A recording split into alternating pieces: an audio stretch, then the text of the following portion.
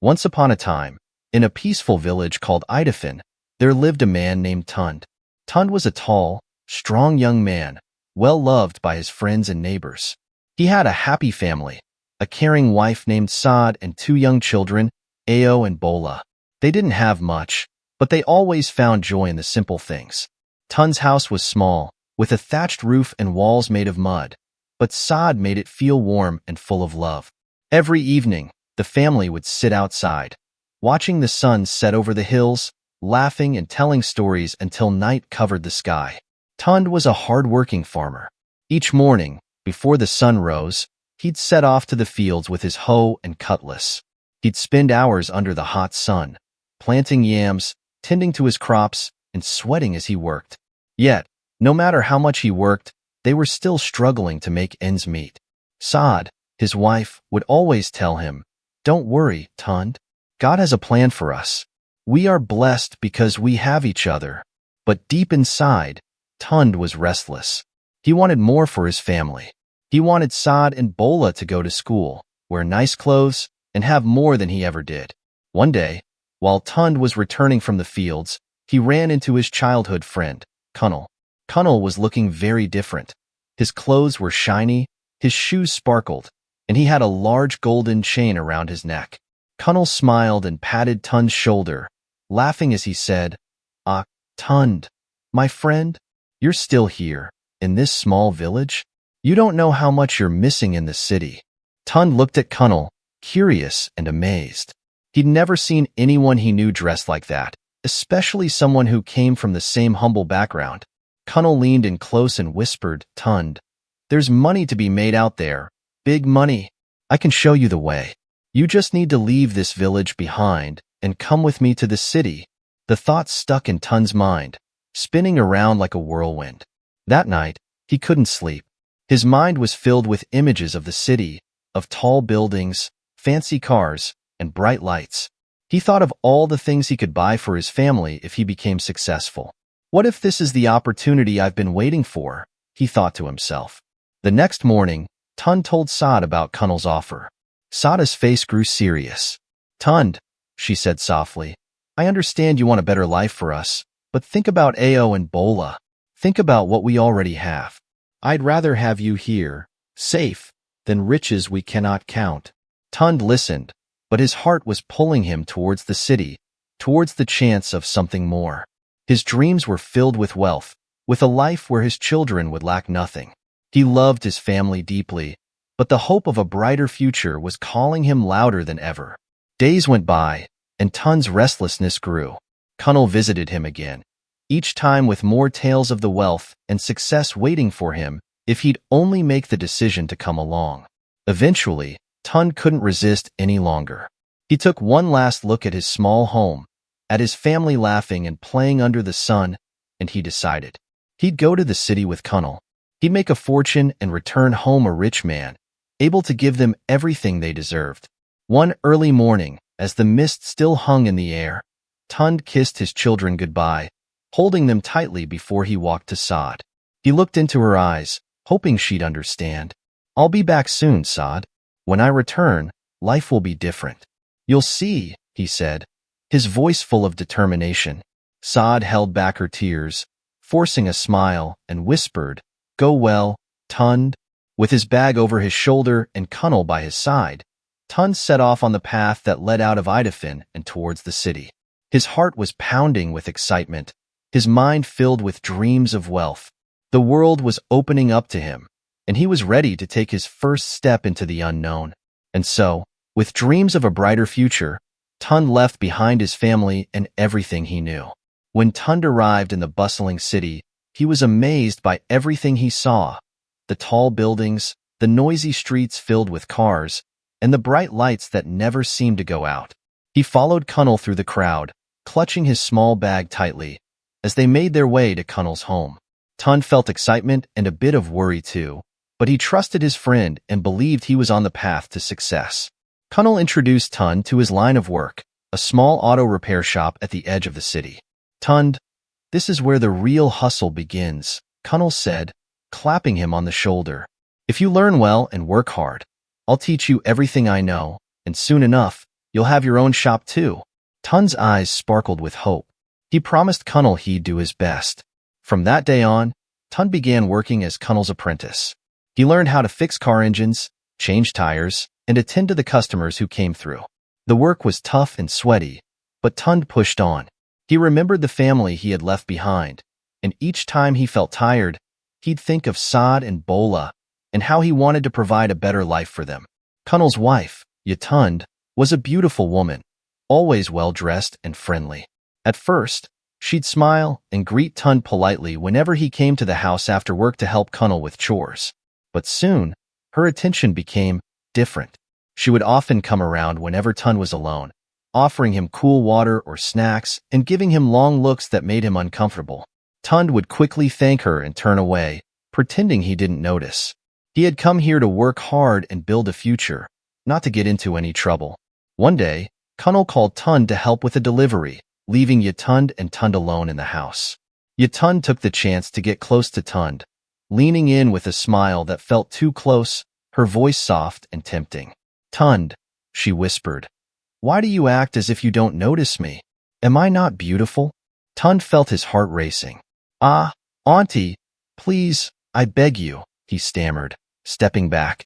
He respected Kunnel, and he respected himself.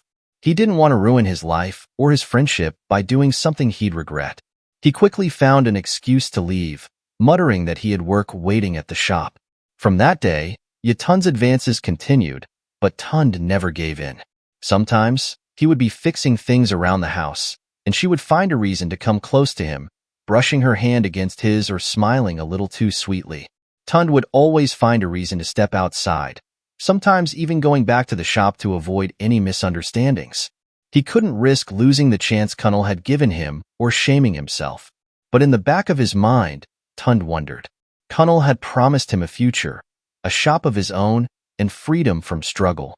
Yet here he was, still an apprentice, dealing with Yatund's constant advances and feeling stuck in a situation he never expected. It wasn't the life he'd imagined, but he kept reminding himself to be patient. One day, he hoped Kunnel would keep his promise and give him his own shop. Tund worked on, his dreams still burning bright, even as his days grew complicated. He wondered when the real success would come, but for now, he pushed forward, hoping he could turn his hard work into a better life. As time passed, Tund's skills grew sharper, and his charm started attracting more customers to the shop. People admired his patience, his politeness, and the way he always went the extra mile to make sure their cars were fixed perfectly.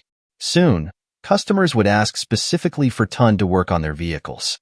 Some would even bring him small gifts, thanking him for his kindness. Tund's popularity spread fast, and this made Kunnel very happy. "Ah, Tund, you're really an asset to this business." Kunnel praised him one evening, patting him on the back. "I don't know what I'd do without you here." But while Tund's work brought him closer to Kunnel, Yatund's attitude toward him changed drastically. She was used to getting her way, and Tund's constant rejection left her feeling angry and humiliated. She felt insulted that he wouldn't give in to her advances, and slowly, anger took over. Determined to ruin Tund's reputation, Yatund began to fill Kunnel's ears with lies. "Tund is causing trouble for us," she'd say, her voice soft but dripping with malice. "He doesn't respect me. He even speaks badly about you to the customers, trying to make them prefer him over you. You should be careful with him, Kunnel.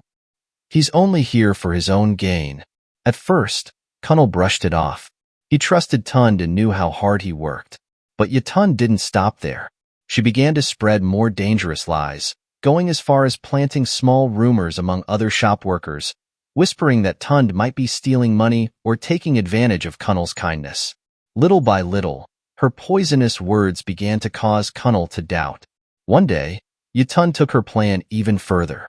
She bribed one of Kunnel's friends to hide some stolen goods in Tund's bag. Then, she made a call to the authorities, reporting that there was suspicious behavior at Kunnel's shop. That evening, just as Tund was finishing up his work, the police arrived, their voices loud and accusing. They searched through the shop and quickly found the stolen goods in Tund's bag. Tund's eyes widened in shock. "I swear, I don't know how this got here," he cried, but his words fell on deaf ears. Despite his protests, He was handcuffed and taken away, his heart pounding with fear and confusion. Kunnel watched in silence, torn between the trust he once had for Tunde and the doubts that Tunde had planted in his mind. As Tunde was led away, Tunde stood by, her face cold and unbothered. For the first time, Tunde felt truly alone, betrayed by the very people he had trusted. Tunde's wife, Saad, couldn't believe the news when she heard it. Her heart pounded with worry, but deep inside, she knew her husband was innocent. She trusted him.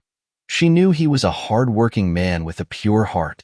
Determined to help, Saad went around the village, borrowing money from friends and even selling some of her precious belongings. She even sold her one cherished wrapper, the beautiful one she wore only on special occasions, altogether enough to bail Tunde out of the police station. When Tunde was finally released, he was a changed man. The betrayal and shame weighed heavily on him, and his heart felt bruised.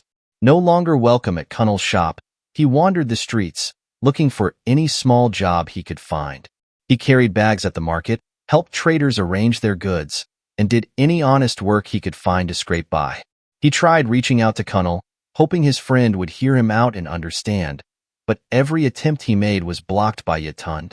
Whenever he called or visited, she'd send him away, shutting every door of hope. Meanwhile, Saad struggled as well, back in the village. She began selling Gary and plantain from her small farm, tirelessly working from morning till night to gather enough to send Tunde whatever she could. She'd bundle up the little money she made and send it to the city, hoping it would help Tunde find shelter and perhaps even a fresh start. She went without new clothes, food, and comfort, all to keep her husband's spirit alive. But even as Saad toiled, she began to notice a shift in her life. There was a man in the village, a wealthy merchant named Aloy, who had been watching her closely. Each time she went to the market, he'd offer to help, flashing a warm smile and gentle words. "Saad," Aloy said one day, his voice smooth and persuasive, "why do you waste yourself working so hard? A woman like you deserves better. I could take care of you, you know? Give you and your children a good life, one where you wouldn't have to worry." Saad felt a shiver as Aloy painted a life filled with comfort and luxury, a life without struggle. But she couldn't shake the memory of Tunde, who was alone and trying his best to survive in the city. Despite the hardships she faced, Saad stayed true to her husband.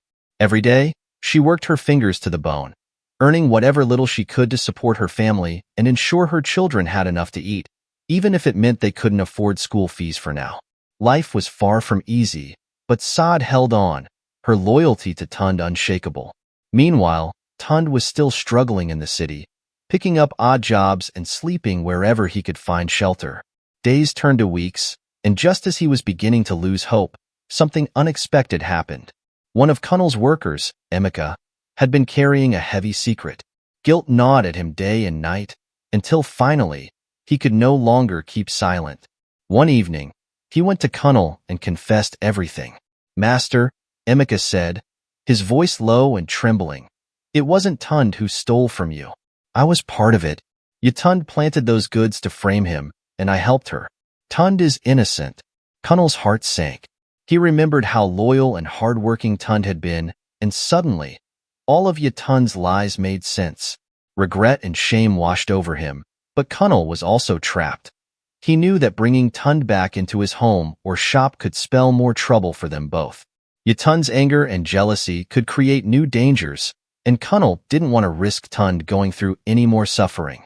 Determined to make things right, Kunnel began searching for Tunde. After a few days, he finally found him in the crowded streets, looking weary and worn but still holding his head high. "Tunde," Kunnel began, his voice heavy with regret, "I'm so sorry. I was blind to the truth, and I should have believed in you. You're a good man, and I wronged you deeply." Tunde was silent for a moment, feeling the weight of Kunnel's words. He had lost so much because of what happened, but in Kunnel's eyes, he saw genuine remorse. "I forgive you, Kunnel," Tunde said quietly, "but I don't know how to start again." Kunnel nodded, a determined look on his face. He reached into his pocket and handed Tunde a small envelope. "This is for you. I've rented a shop and paid for your rent for 3 years." Inside, You'll also find money for stock to help you start afresh. You deserve this and more." Tund looked at the envelope, his heart swelling with gratitude and relief. "Thank you, Colonel. I'll never forget this kindness." With a new shop, a roof over his head, and goods to start his own business, Tund's life began to turn around. The days of struggle weren't entirely over, but he had a fresh start and a chance to rebuild, thanks to Sada's loyalty and Colonel's determination to make amends. With Tund's hard work and dedication, his fortunes began to change rapidly. His business flourished, drawing in customers from far and wide. He expanded his shop, bought more stock, and even opened a second location. Soon, Tund became a respected figure in the community, known not just for his craftsmanship, but for his honesty and charm. As his wealth grew, Tund felt a sense of pride and accomplishment, but he also began to feel an itch for something more. Life had been a constant struggle, and now that he was financially secure, he told himself, maybe it's time to enjoy life a little. After all I've been through, I deserve it. One evening, dressed in his finest clothes, Tund decided to step out and explore the city nightlife. He headed to Quillox, a popular club known for its lively atmosphere and beautiful people. The music was loud, the lights were dazzling, and the energy in the room was electric. For the first time in years, Tund let himself relax, enjoying the freedom and excitement of the moment. As he sipped his drink, he noticed a striking young woman across the room. She had a captivating smile, radiant skin, and an elegance that caught his eye immediately. Her name, he later learned, was Amarachi. She moved gracefully through the crowd, her laughter ringing out like music, and her presence turned heads wherever she went. Their eyes met, and she smiled, a playful glint in her gaze. Tund felt a thrill he hadn't experienced in years. He approached her, and they struck up a conversation that flowed effortlessly, as though they had known each other forever. Amarachi's charm and beauty were mesmerizing, and as the night went on, Tund found himself drawn deeper and deeper into her world. As Tund's wealth continued to grow, so did the distance between him and Saad. Calls from her became less frequent on his end, and when he did pick up, he always had an excuse ready. Saad, I'm busy right now, or there's too much happening here, we'll talk later. Saad noticed the shift, but she held her heart steady, trusting in her husband and believing that one day, things would get better. Back in the village, Saad stayed strong. She prayed for Tund with unwavering hope, visiting the Catholic Block Rosary group every evening to pray not just for their marriage, but also for his success. She kept fasting, lifting him up in every prayer, and believing that they'd eventually share in the rewards of his hard work. Even though some in the village mocked her, saying that Tund's wealth had changed him, Saad refused to let their words shake her love and loyalty. She clung to her faith, ignoring the whispers around her, and remained hopeful for the day Tund would return home, transformed by his success. Meanwhile, in the city, Tund was caught up in a different life. Amarachi dazzled him, and he spared no expense in trying to keep her attention. Fancy dinners, extravagant gifts. He enjoyed showing off his newfound wealth and doing whatever he could to keep her happy. One evening, after a night out at a high-end restaurant, Tund made a bold decision. He purchased a brand new car and handed the keys over to Amarachi with a proud smile. Her eyes sparkled with excitement, and she hugged him, whispering words that fueled his confidence and pride. Not long after, Tund went a step further, buying a lavish house in the city under Amarachi's name. He wanted to show her that he could provide for her in every way, basking in the thrill of his new life. As Tund's life in the city became more extravagant, his friend Colonel grew increasingly concerned. Each time they met, Colonel tried to steer Tund back to his family, reminding him of Sada's loyalty and his responsibilities to his children. But Tund would only laugh, brushing Colonel's words aside, saying, "Colonel, you worry too much. Life is to be enjoyed." Over the years, Tund and Amarachi's life together grew more luxurious. She seemed deeply invested in him, always full of ideas on how to expand his wealth and secure his business's future. One evening, Amarachi sat beside him, her gaze serious and full of promise. "Tund," she began, "I've been thinking. You could be so much bigger. There's a world beyond this city, and I have the contacts to take your business international. All you need is a little push." Tunde listened, intrigued.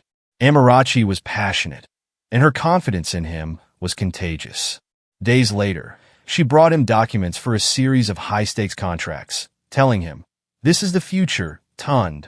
Once these deals are complete, you'll be unstoppable." She convinced him to sign, reassuring him that the returns would secure their wealth. Not long after, Amarachi suggested that he should consider selling a few of his properties to fund the venture fully. "With my connections, this is all guaranteed," she whispered with a smile. "Just imagine where this will take us, Tunde." Unbeknownst to him, Amarachi had another plan in motion. One evening, she met secretly with her boyfriend, who had been behind the scenes from the beginning. They sat in a dimly lit room, going over their scheme. "So, once he signs over those properties, we're out," Amarachi said with a sly smile. "By the time he realizes, we'll be long gone with everything he's got." Her boyfriend nodded, pleased with how smoothly things were going. They laughed, already envisioning the life they'd soon be living, far from Tunde's reach. One day, Kunal made a visit to the village and decided to check in on Saad and her children. When he arrived, his heart sank at the sight of them. The little house they lived in looked worn, and Saad and the children were clearly struggling.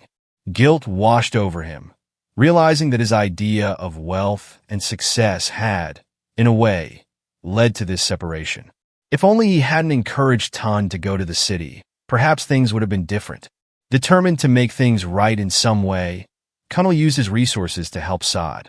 He opened a provision store in her name, stocked it well, and even arranged scholarships for her children to see them through secondary school.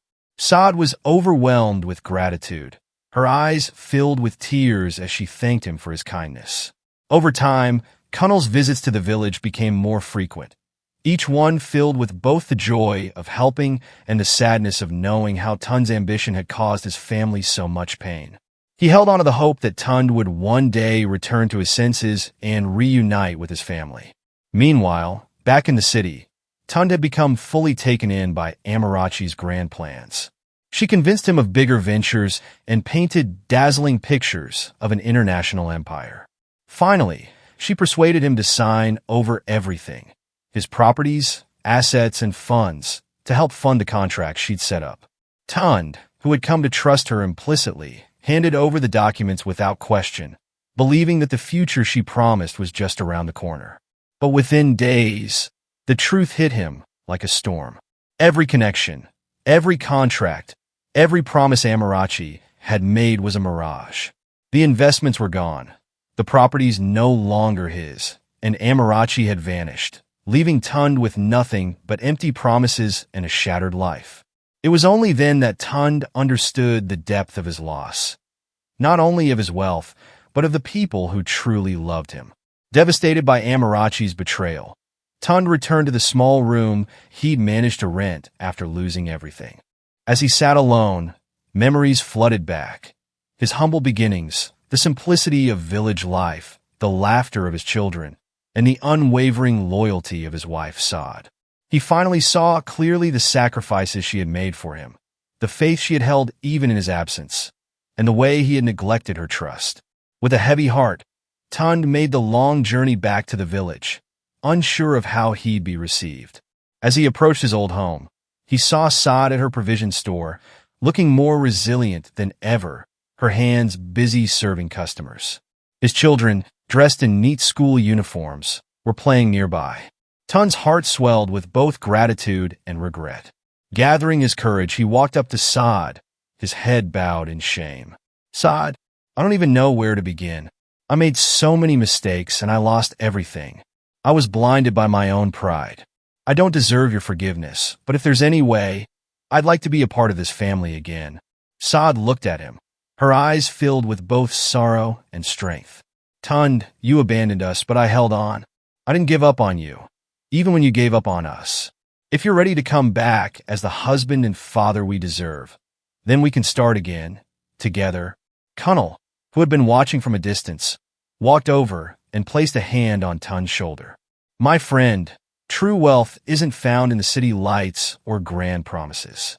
It's in the family who stands by you through every storm, and it's in knowing what really matters. With the support of Saad and Kunal, Tunde worked tirelessly to rebuild his life.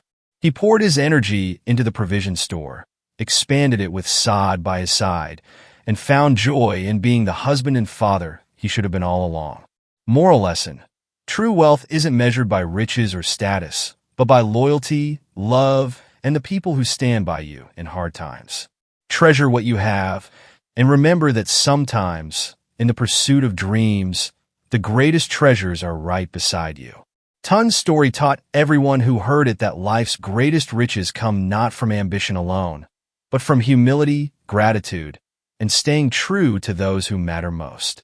As Tunde's journey comes to a close, we are reminded of the valuable lessons learned along the way. What do you think about Tunde's choices? How would you react if you were in his wife's shoes? We want to hear your thoughts.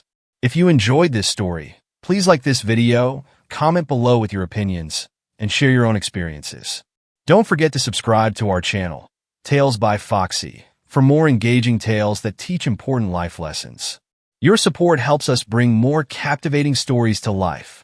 Share this story with friends and family, and let's spread the message of love, loyalty, and the true meaning of wealth together. Thank you for watching.